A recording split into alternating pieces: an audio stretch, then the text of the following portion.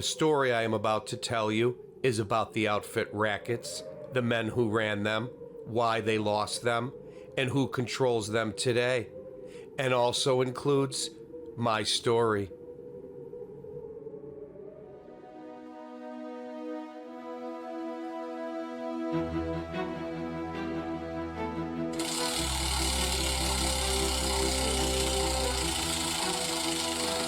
One of the earliest gambling rackets to be organized into a multi-million-dollar racket in Chicago was policy gambling. Policy gambling was introduced to Chicago by three men: a white man named Paty King, an Asian named King Fu, and a black street hustler named Policy Sam Young, who arrived in Chicago in 1885. They set up shop in the black community of Bronzeville on the south side. Players tried to guess three numbers from 1 through 78 that were drawn from a tumbling drum or a wheel.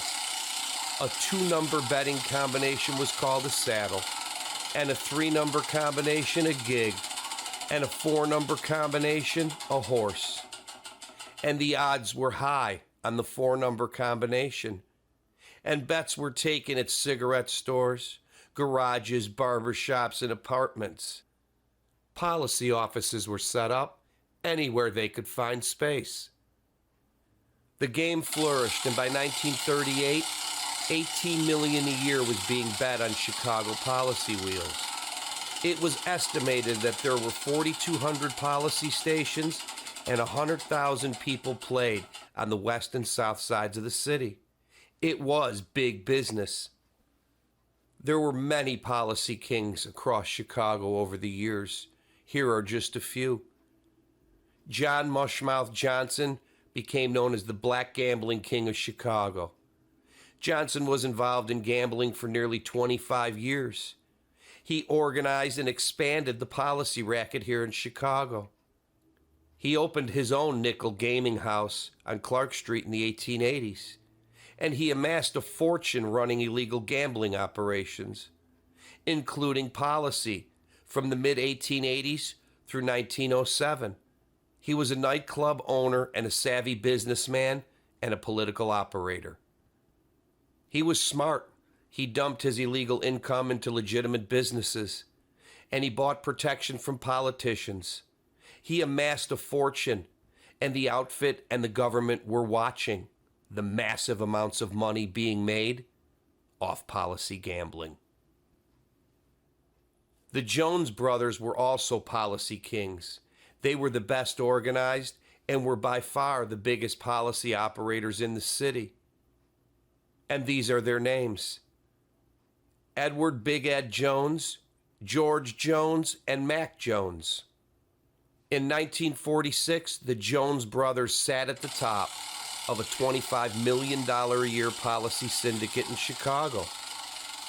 And along with all the money came some really bad things for the brothers.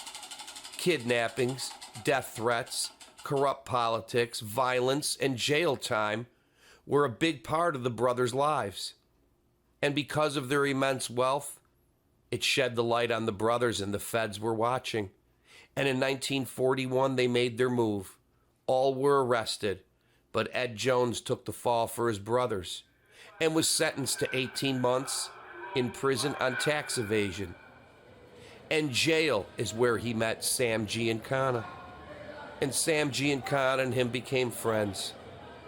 And Jones taught Giancana everything about the policy business. And when they got out of prison, Jones staked Giancana $100,000, and they went into business together. Over the next couple of years, Giancana made a fortune for himself and the outfit. And this pushed Giancana up the ladder within the outfit. Greed got the better of Giancana, and he decided friendship meant nothing. And years later, he forced Eddie Jones and his brothers out of the policy business. Giancana threatened Jones and told him, take the money and go to Mexico, or else. And that's exactly what he did, because the outfit at that time was just too powerful. In the 1950s, Accardo and Giancana decided they wanted it all, and the Chicago outfit started aggressively moving in on policy gambling on the south and west sides. Tony Accardo gave Sam Giancana the nod, and Giancana sent thugs like the Capone brothers, Cerrone, and many others out to wage war on policymakers. This war went on for years, and by the early 1950s, the Jones brothers were long gone and threatened into retirement, and the only one left standing was Teddy Rowe. Rowe was the last member of Chicago's Big 12 policy syndicate, organized in 1932. He fought the outfit tooth and nail, and when Giancana and Rowe met for the first time, it was clear they hated each other. And after their second meeting, Rowe and his men killed one of Giancana's men in a gunfight on the south side after the outfit's botched kidnapping attempt. A few months later, the outfit retaliated and gunned down Rowe. And in 1952, the war was winding down, and it was won by the outfit, or so they thought. Less than 2 weeks after Rowe's killing, Tony Accardo and Jake Guzik were indicted by the U.S. Attorney for failure to pay income tax on their policy revenue. Some speculated it was one of two reasons Teddy Rowe was killed. One, for killing Giancana's bodyguard, or two, because Rowe informed the feds on how to catch outfit policy operators evading taxes. Rowe testified at the Kefauver hearings and named prominent wheel operators that included two Chicago outfit mobsters. When Rowe was killed, it signaled the end of an era. The rule of black policy kings was over in Chicago. Theodore Rowe, a.k.a. Robin Hood, was laid to rest at Lincoln Cemetery on the south side. The politicians in Springfield seen the money being made by the outfit, and in 1974, policy came to an end, and the state lawmakers took it away from the outfit when they launched the Illinois State Lottery. And just like that, the state became the new landlords of the policy game here in Illinois. And the state overzealously expanded it into a dozen different games and scratch-off ticket games. In the first year, the state brought in $150 million, and this was just the beginning.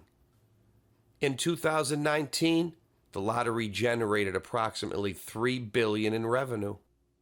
And over the past 47 years, it has brought in over $100 billion for the state of Illinois. The three men that created policy were very smart men. They didn't have a product, and yet they made millions. They didn't have to create a product, store a product, or ship a product like you would with cigarettes, alcohol, or drugs. And what they did was they set up one spot to take the bets and the money and another spot to pay out the winners. And there weren't very many winners. And a lot of policy millionaires were created during this time. And a lot of them were black policy millionaires. And that's why the outfit took it. And that's now why the state has it.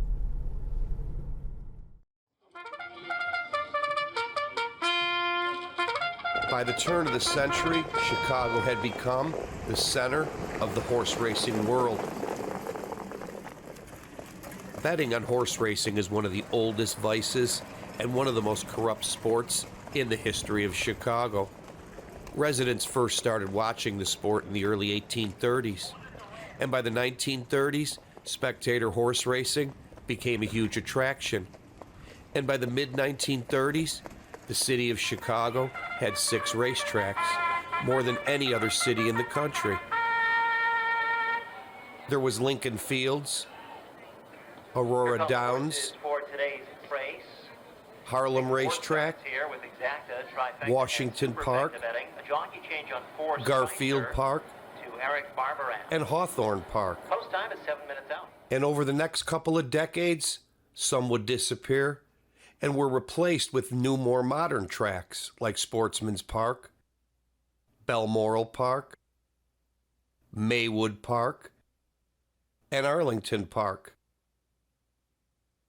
In the early years of racing, in September of 1891, the Chicago police raided Garfield Park Racetrack. They arrested jockeys, bookmakers, bettors, and managers. 33 people were arrested in this raid. 3 days later, on September 5th, 1891, 500 cops came back and raided the park again and arrested 125 people for gambling. The next day, the mob killed 2 police officers, and a horse owner was killed. Tempers flared, and because of this, the track was closed by Reform Mayor Republican Hempstead Washburn in early 1892.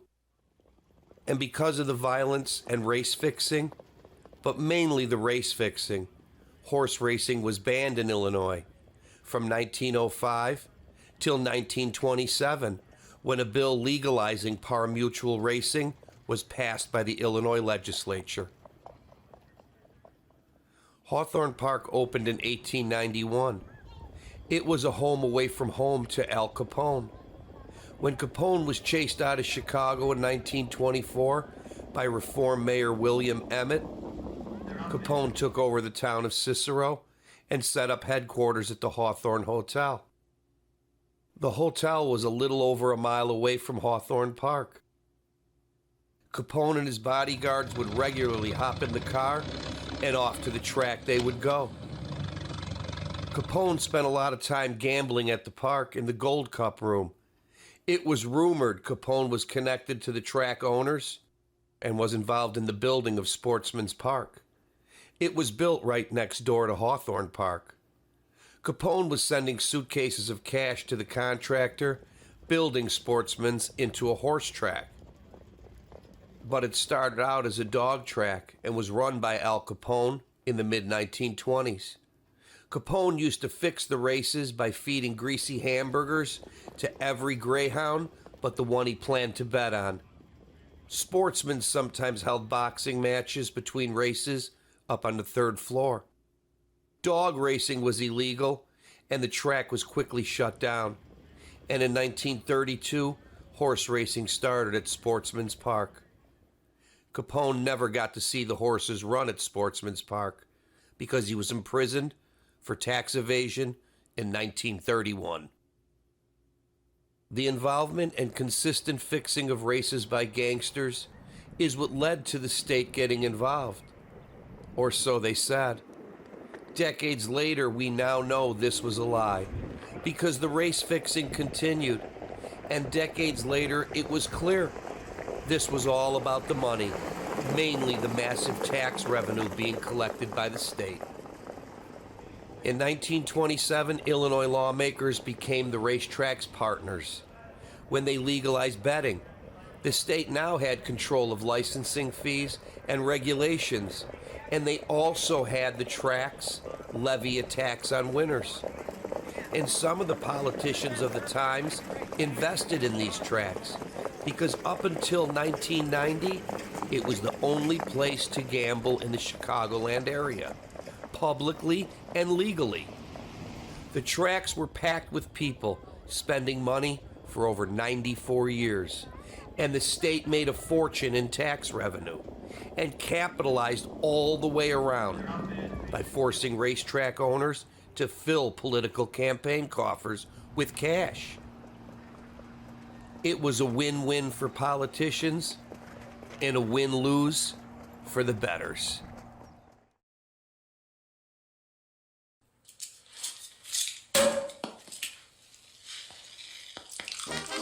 Prohibition made the outfit millions, and this led to the modern structure that lasted for nearly 100 years.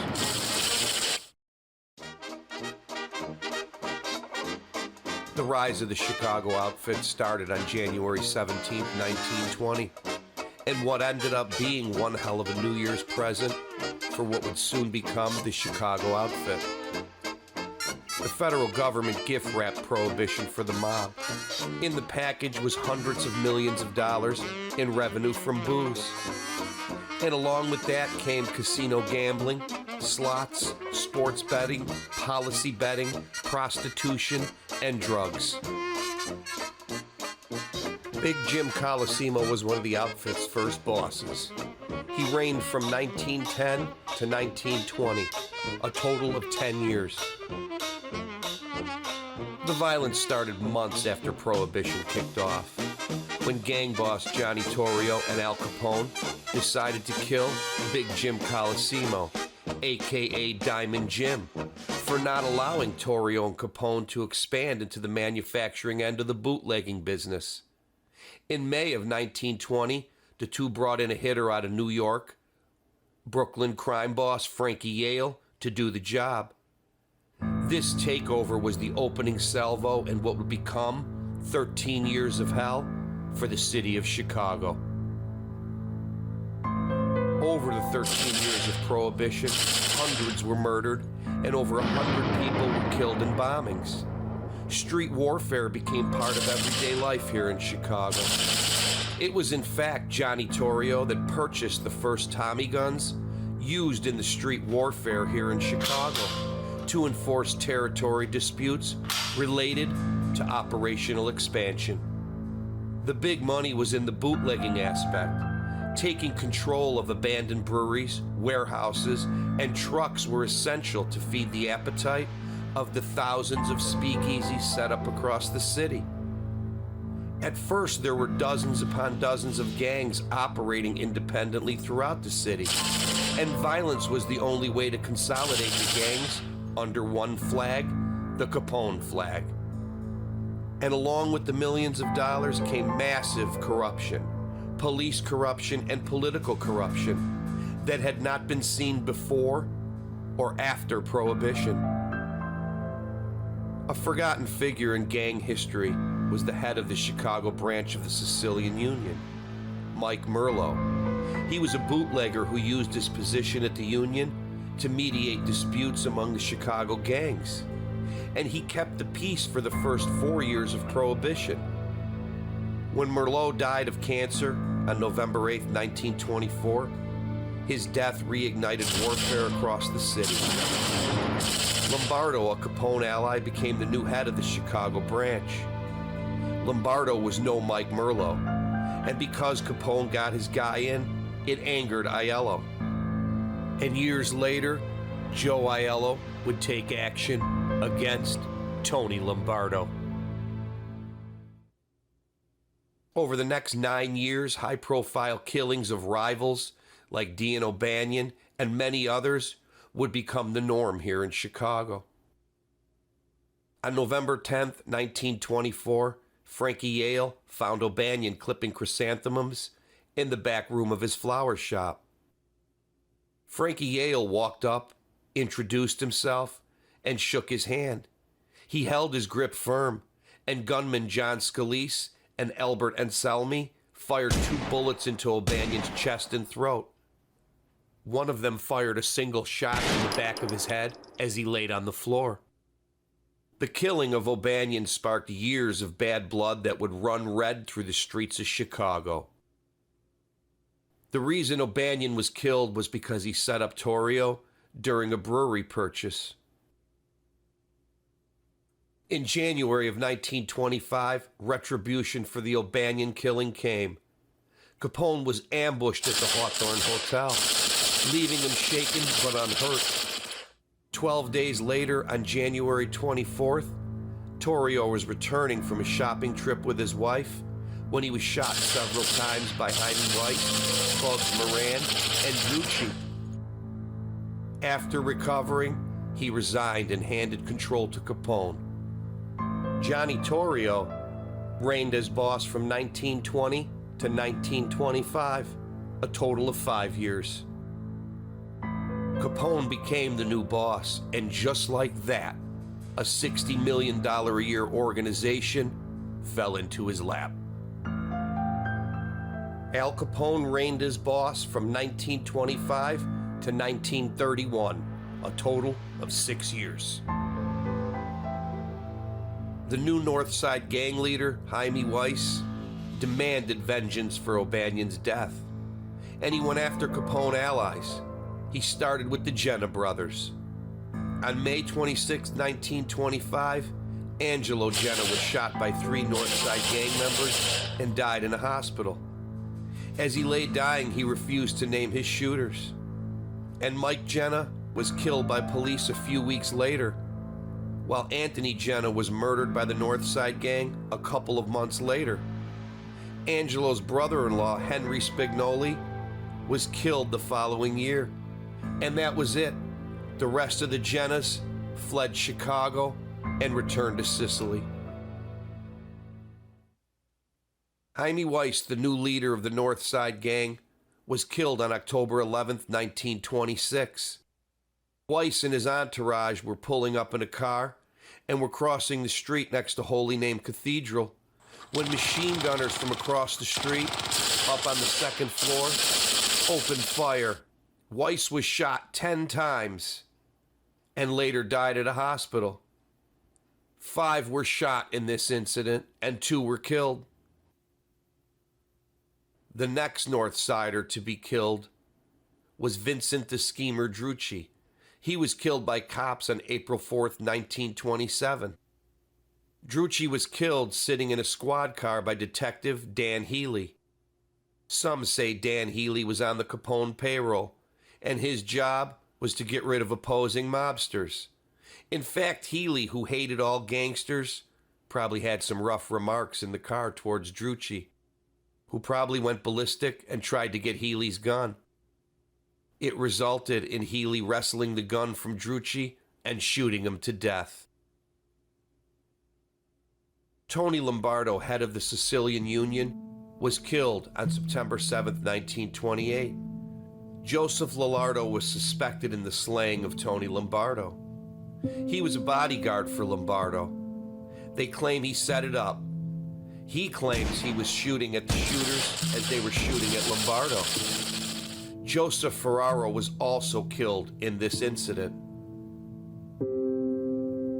8 years after Frankie Yale murdered Big Jim Colosimo, on July 1st, 1928, Frankie Yale was killed in New York. He was chased down by 5 Capone gunmen in his car. When he crashed, they opened fire on him, killing him. Cops repeatedly questioned Capone about the Yale murder, but nothing ever came of it. Yale's murder was never solved. This was the first time that the Thompson submachine gun was used in a New York gangland hit. Yale's killers were said to be Capone gunmen Tony Accardo, Fred the Killer Burke, Gus Winkler, George Shotgun Ziegler, Louis Little New York Campagna. Most of these hitmen are believed to have participated in the St. Valentine's Day Massacre 7 months later. By far the biggest bloody climax of Prohibition-related killing came on February 14, 1929, when 7 associates of the Moran Gang, one of Capone's longtime enemies, were shot to death by 2 men dressed as policemen and 2 dressed as gangsters.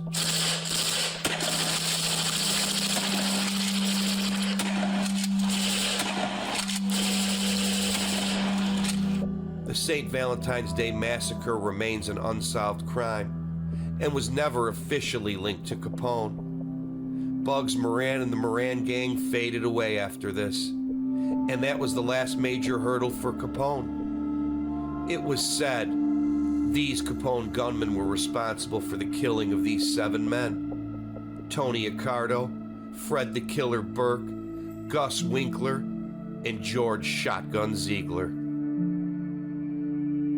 Over the years, there have been disputes between law enforcement and historians as to the participation by Tony Accardo in the murder of Frankie Yale and the murder of 7 on St. Valentine's Day. The men that were directly connected to these events are all dead, and because of this, we will never know for sure. The 2 Tommy guns used in the St. Valentine's Day Massacre and the one used in Yale's murder, were found in the possession of Fred the Killer Burke. The guns were definitively ballistically linked to both of these crimes, and they were found in Burke's hideout after he was arrested for killing a Michigan cop. He pled guilty to the cop killing and kept his mouth shut and never admitted to anything related to Yale or the massacre. He never stood trial for either of these crimes and died in jail in 1940. The last high-profile killing of the Prohibition era was Joe Aiello. He was killed on October 23, 1930. He was a Chicago bootlegger who had a long-standing blood feud with the Chicago outfit and boss Al Capone. Capone gunmen ambushed him as he exited a Chicago apartment building where he had been hiding out. They shot him 59 times. It is said Louis Campagna is suspected of putting together the hit on Aiello. Some say he was the shooter. We'll never know. Giuseppe Aiello was killed because he was the chief architect in the murder of Sicilian Union boss Tony Lombardo. On October 17, 1931, Capone was found guilty on 22 counts of federal income tax evasion and was sentenced to 11 years in federal prison. He was sent to Atlanta Federal Prison first and then sent to Alcatraz. On November 16, 1939, Al Capone was released after having served 7 years, 6 months, and 15 days. He paid all his fines and back taxes, and Al Capone never returned to Chicago. Suffering from syphilis, he had deteriorated greatly during his confinement. Once released from the Rock, Capone went to his Florida home on Palm Island, and 8 years later, on January 25, 1947, he died. Al Capone never returned to Chicago alive, but his body was sent back to Chicago, and he was buried at Mount Olivet Cemetery and later moved to the family plot at Mount Carmel. Over Al Capone's 12-year involvement with the outfit, authorities claim he is responsible for hundreds of murders. Politicians realized outlawing alcohol was a failure on many levels. Some claim the murders and corruption played a role in the reversal in policy that took place on December 5, 1933, when the 21st Amendment was ratified. In this proclamation from President Roosevelt, the 21st Amendment repealed the 18th Amendment of January 16, 1919, ending the unpopular nationwide prohibition of alcohol. When Prohibition officially ended, the gangsters had the trucks, warehouses, and in some cases the breweries. Some sold their equipment for pennies on the dollar, and others opened legitimate distributorships because booze was big business. Politicians also became big investors in these distributorships, and this was based on their own policy. And over the next 70-plus years, the outfit was completely pushed out of the alcohol business.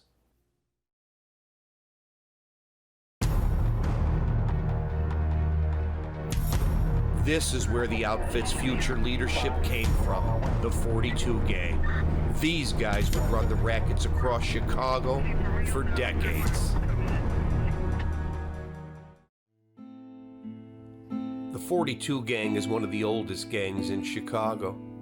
It was a teenage street gang that started during Prohibition. The 42 Gang served as a teen farm team for future members of the Chicago outfit.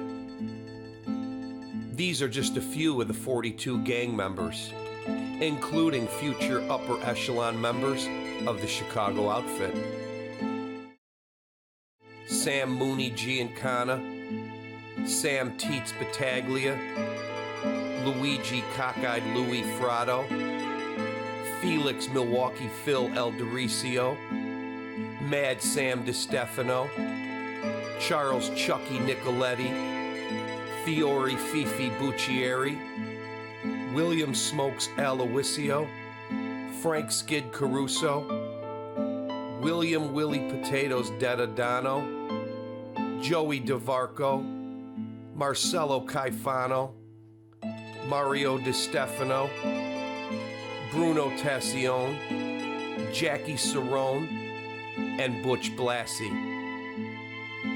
In 1931, of the original members, over 30 had been killed or imprisoned on a variety of charges, including murder, armed robbery, and sexual assault. The gang operated and had members in Italian neighborhoods across the city. The gang became notorious for committing every crime on the list, and the 42 gang soon emerged as one of the most violent gangs in the city. But they suffered heavy losses due to wars with rival gangs. The gang also had a high rate of arrests for murders of robbery victims, suspected informants, and police officers. In 1928, a number of 42 gang members were being held at the Illinois State Boys Reformatory in St. Charles. One day, William Butler, commander of the facility, received the following threat from a gang member: "Unless you let our pals go, we will come down there and kill everybody we see. We've got plenty of men and some machine guns." Butler was going to dismiss it, but Chicago police officials advised him to take it seriously. After this, Butler called up the Illinois National Guard to defend the reformatory. Several days later, 3 juvenile gang members led by Crazy Patsy Stefanelli were caught outside the reformatory walls. Once they were taken into custody, the boys bragged that they were a scouting party sent to infiltrate machine gunners into the facility. In 1930, Crazy Patsy Stefanelli was killed by the Chicago police. The St. Charles incident was widely covered by the Chicago press, and many critics called for a tougher stance against juvenile offenders. The Chicago Tribune declared that the only decision facing authorities was whether to sentence gang members to Joliet Prison or send them to the electric chair. When I was a young man, I used to work with my grandfather, and one of his friends was an original 42 gang member, and he was a heavyweight in the outfit. He ran the neighborhood of Bridgeport for a long time, and his name was Frank Caruso, and his street name was Skid. When I was a kid, we had a shop. My cousins had a shop in the garage in the back, and that was a few doors down from Mr. Caruso's house. And my grandfather used to go over there and do a little work. My grandfather would walk in and he would greet him and be happy to see him. And then he'd see me behind him lugging his tools. And they would talk while he would work, and he would watch us. And he always told me that I should get an honorable profession. And he always said my grandfather was an honorable man. And that word, honorable, didn't mean much to me back then, but it means something to me today. He used to tell me, your grandfather's an honorable man. Being a craftsman, carpenter is an honorable profession. You should listen and learn from him, because he's the best. And he always used to give me, $20 every time I'd go there, which was a handful of times over the years. Between him and my grandfather, I think Mr. Caruso was born in 1911. My grandfather was born in 1915. So they lived through the Capone era, Nitti, Giancana, and nobody knew better than Mr. Caruso what it was all about. And I think he was trying to warn me about the influences that were taking place in the Bridgeport community, because there were gangsters everywhere in the 70s when I was growing up. And all the young guys wanted to be like them. And I'm thinking back now that it was a warning. That it was a warning to stay away from it, because I believe in his old age he had a change of heart. And my grandfather wanted to teach me because he didn't want that for me. And he took a lot of time and patience to teach me a lot of things. I didn't go quite down the road they thought I would. When my grandfather died, I regretted that I did not take the time to finish learning from the greatest teacher I would ever have. And they were both right. And I wish now I had listened, that's for sure. It was a warning that went unheeded.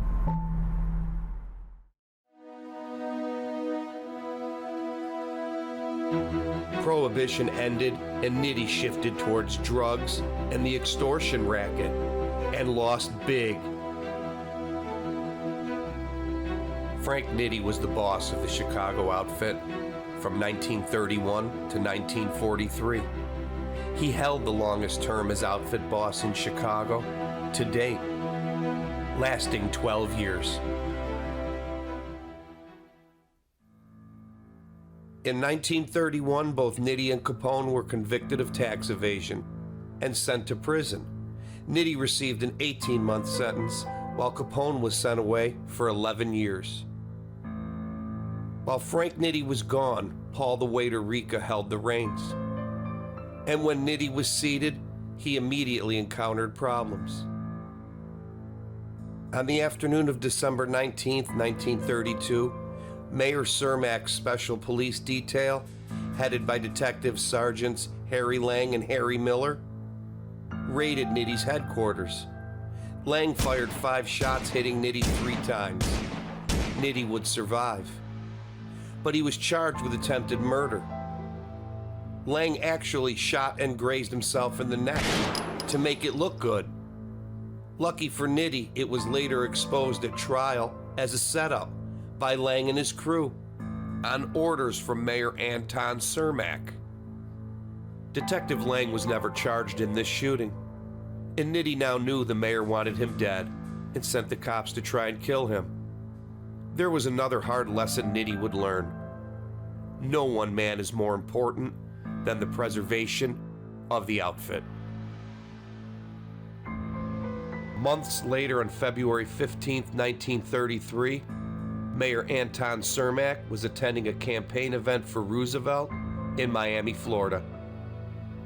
Cermak was standing next to Roosevelt, and Cermak was gunned down, and on March 6th, he died from his wounds. This incident was reported by the press to be an assassination attempt on Roosevelt.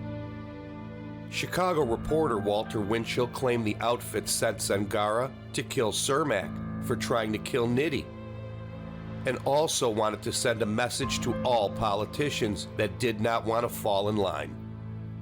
After Cermak's death, the message was sent loud and clear, and no Chicago mayor would publicly condemn outfit leaders, their politicians, judges, or cops. 14 days after Cermak's death, assassin Giuseppe Zangara was executed in the arms of Old Sparky, the famed electric chair at the Florida State Prison at Rayford. It was one of the quickest trials and executions in American history. There's a strong possibility there was no involvement in Cermak's death by the Chicago outfit and boss Frank Nitti. Either way, the outfit benefited from people thinking they had killed Cermak. And this put fear into all politicians in Chicago for decades to come. Their motto was, go along or else. Mayor Cermak was laid to rest at Bohemian National Cemetery on the north side of Chicago. After Cermak's death, Nitti immediately expanded operations and set out to fill the void in the lost revenue from booze. So he turned the outfit's focus to the labor unions, mainly in California. Nitti and other bosses over the next 60 years would keep the old school rackets intact. They still had casino gambling, the sports book, slot machines, prostitution, and drugs, and they were making headway into the labor unions here in Chicago. In the early 1940s, Nitti made a big mistake when he took the Capone reputation to Hollywood in a failed attempt to extort the film studios. Nitti convinced the outfit leadership his takeover plan would work. Chicago mobster Johnny Roselli gained control of the Projectors Union and threatened the studios with strikes and other labor problems if they did not pay up. After the Projectors Union takeover was complete, Nitti sent Willie the Pimp B off to Hollywood to start extorting the film studios. Bioff immediately got himself in trouble, and to stay out of jail, started cooperating with law enforcement. And that resulted in indictments against several high-ranking members of the Chicago outfit. In 1943, the upper echelon of the Chicago outfit was indicted for extorting the Hollywood film industry. Phil D'Andrea, Louis Little New York Campagna, Nick Circella, Charles Cherry Nose Gio, Rika, and Johnny Roselli were all accused of extorting money from the movie studios, including Columbia Pictures, Metro-Goldwyn-Mayer, Paramount Pictures, RKO Pictures, and 20th Century Fox. On March 18, 1943, Rika and the outfit leadership met with Nitti. Since the movie studio racket was Nitti's idea, Rika and the outfit leaders demanded that Nitti plead guilty to extortion charges to save them from prison. And reality smacked Nitti in the face when he found out he really wasn't the boss and was just a figurehead. After the meeting, Nitti decided he was not going to do another stint in prison. Some say it was due to his severe claustrophobia, and others claim he was dying of cancer. Nitti shot himself to death the next day, and Rika now became the official boss of the outfit, and Louis Campagna became underboss, and Tony Accardo became the enforcement chief.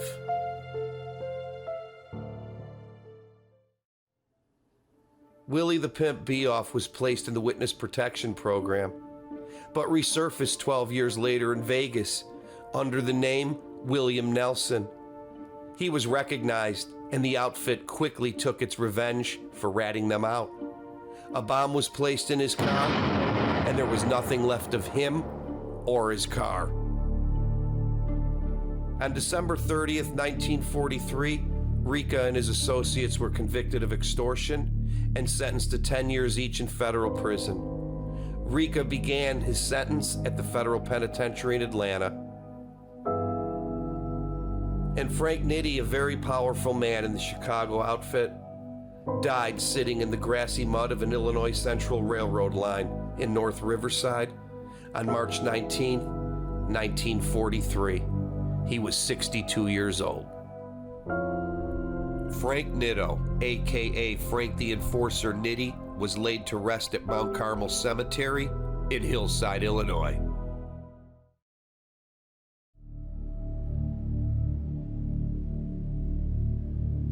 Sam Giancana was the frontman that led the policy takeover and opened the door to the Teamsters Bank and used it to expand gambling internationally for the bosses. Sam Giancana was the boss of the outfit for 9 years, from 1957 to 1966. After the death of Nitti, Rika, with the assistance of Accardo, ran the outfit into the 1950s. As the 50s began, Rika started passing more of the day-to-day operation of the outfit to Accardo. In 1957, Rica suddenly told Accardo that he wanted Sam Giancana, a Rica protege, to take Accardo's position. Accardo was facing tax evasion charges, and Rica allegedly wanted him to disappear from the public view. Although unhappy with the demotion, Accardo accepted it, joining Rica in semi-retirement. However, it was understood that Giancana had to get Accardo and Rica's approval for all major transactions, particularly hits. Giancana joined the 42 gang. It was a juvenile street crew, and he worked for political boss and gangster Joe Esposito. Giancana was considered to be a great wheelman, a big earner, and a vicious killer. After Giancana murdered his boss Esposito, the 42 gang became an extension of the outfit. The outfit leadership was very weary at first of the 42 members. They thought they were a bit too wild. But Giancana's reputation got him noticed by Frank Nitti, Paul Rica, and Tony Accardo. Giancana did multiple prison terms in Joliet, Leavenworth, and Terre Haute Federal Prison. By the time he was 20 years old, he was the prime suspect in 3 murders. Over his criminal career, he is suspected in ordering and participating in dozens of murders. And 32 years later, he would become the boss of the Chicago outfit. In 1957, Giancana was now the head of the outfit, and his first priority was to consolidate illegal lottery rackets in Chicago. He did this successfully and filled the outfit's pockets with millions. Giancana did this through murdering those who did not go along with the program. Giancana was a natural-born killer. He was a bit more sadistically violent than Capone and Nitti combined. The first disaster for Giancana took place when he attended the National Summit of Mob Bosses, held in Appalachian, New York. He was the outfit's representative at the summit that ended up exposing the piracy of the nationwide syndicate that Hoover claimed did not exist. After the raid, Buffalo crime boss Stefano Magaddino and Giancana were overheard on a wiretap saying the meeting should have occurred in the Chicago area. Giancana claimed that the Chicago area was the safest place in the world for a major underworld meeting because he had several police chiefs on his payroll. Giancana frequently spent time away from Chicago and invested in Las Vegas, as well as in offshore casinos in Iran, Cuba, and Great Britain. Following the death of his wife Angeline in 1954, Giancana was linked to a series of attractive women, including the singer Phyllis McGuire and call girl Judith Exner, a woman who he allegedly would share with the future president, John F. Kennedy. Claims have been made over the decades that Sam Giancana and the outfit were responsible for handing the presidential election to John F. Kennedy. Because of his father's past ties to Chicago during Prohibition. Nothing could be further from the truth. The outfit leadership hated the Kennedy brothers and viewed them as spoiled rich kids that couldn't be trusted to leave them alone. The outfit backed Richard Nixon for president, and when Kennedy won, big problems came for the outfit. But one of President Kennedy's first steps when he took office was to appoint his mob-hating brother, Robert Kennedy, to Attorney General. And one of Robert's priorities was going after Accardo, Rica, Giancana, and all top echelon mobsters. About the same time that Bobby Kennedy was waging war on the outfit, Giancana and another mob boss, Santo Trafficante, were contacted by the CIA in a complex plot to assassinate Cuban leader Fidel Castro. Castro kicked the mob out of Cuba after his 1959 revolution. Chicago outfit associate Johnny Roselli was also involved, and he was the go-between in the CIA plot. During Giancana's reign, the violence escalated, and for years, cops kept finding people murdered in the trunks of their cars. It was in fact Giancana that started leaving the bodies in the trunks of cars, after the outfit tortured and murdered the victims, and others were being blown up in car bombings. These terror tactics were used a lot during Sam Giancana's term as boss. Under the reigns of Nitti and then Giancana, the bodies just kept piling up. The first documented involvement by the Chicago outfit in Las Vegas started with enforcer Marshal Caifano. In the 1940s, Caifano was sent to Los Angeles by Paul Ricca and Tony Accardo. This started the Las Vegas partnership between the Chicago outfit and the New York mob. And it started at Virginia Hill's Beverly Hills home with Caifano associate Alan Smiley. Smiley was there when Siegel was shot to death by another man. And soon after, Gus Greenbaum, the Chicago outfit's chief bookie, arrived at Siegel's Flamingo Hotel in Las Vegas and said, "We're taking over." And the outfit now had their foot in the door. Marshal Caifano ran the juice loans and street rackets in Las Vegas for nearly 2 decades.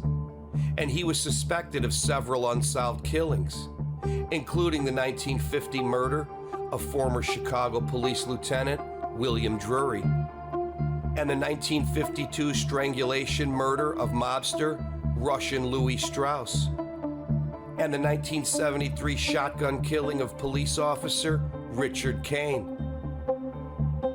In 1943, Caifano associate Nick Circella was facing an extortion trial. Circella's girlfriend, Estelle Carey, a former Dice girl, was about to cooperate with federal prosecutors. Days later, her burned, battered, and ice-picked body was found in a North Side apartment building at 512 West Addison. Caifano was a prime suspect in this murder, but the case was never solved. In the 1950s, Giancana and Caifano pushed out the last black policy king, Theodore Rowe. Giancana's guys tried to kidnap Rowe and killed Caifano's brother in the process, Leonard Fat Lenny Caifano. Leonard Caifano was Sam Giancana's boyhood pal and bodyguard. Teddy Rowe and 4 of his bodyguards, 3 of which were off-duty Chicago cops, were forced off the road by Lenny Caifano. With him was his brother Marshal Caifano and Vincent Lally. Lenny Caifano pulled a gun, and a gun battle ensued, and Rowe's bodyguards pulled out shotguns and ended up killing Lenny Caifano. After Fat Lenny's murder, Sam Giancana, with the full power of the outfit behind him, led a month-long terror campaign through the black neighborhoods of Chicago, where Rowe was hiding out. Dozens were shot at or blackjacked. A lot of black hoodlums simply disappeared, and others just left town forever. Rowe was holed up in his mansion on South Michigan Avenue, protected by a small army of bodyguards. But it was over, and he knew it. And on August 1st, 1952, Rowe was told by doctors that he had incurable cancer. And after that, Rowe stopped hiding. He dismissed his bodyguards, and on August 4th, 1952, he dressed in a 3-piece suit and hat and strolled down Michigan Avenue. They killed him with 8 shots to the head before he reached the other side of the street.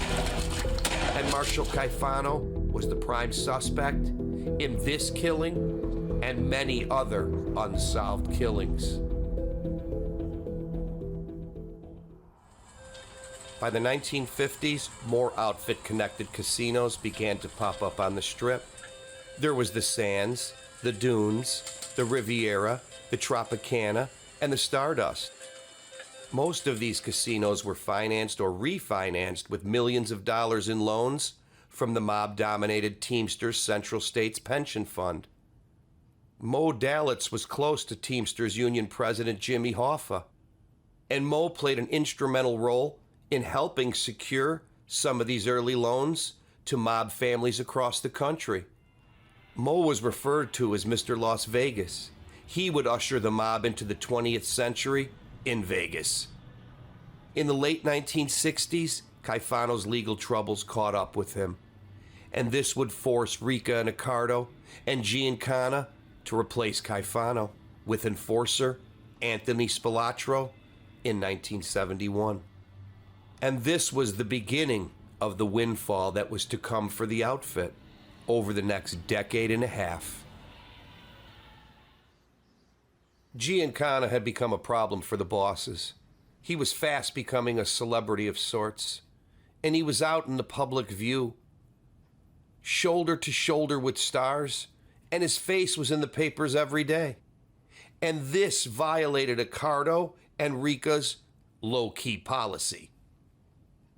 In 1965, Giancana was convicted of contempt of court. He served 1 year in prison. After his release from prison, Giancana fled to Mexico. And in 1974, he was deported to the United States and then returned to Chicago.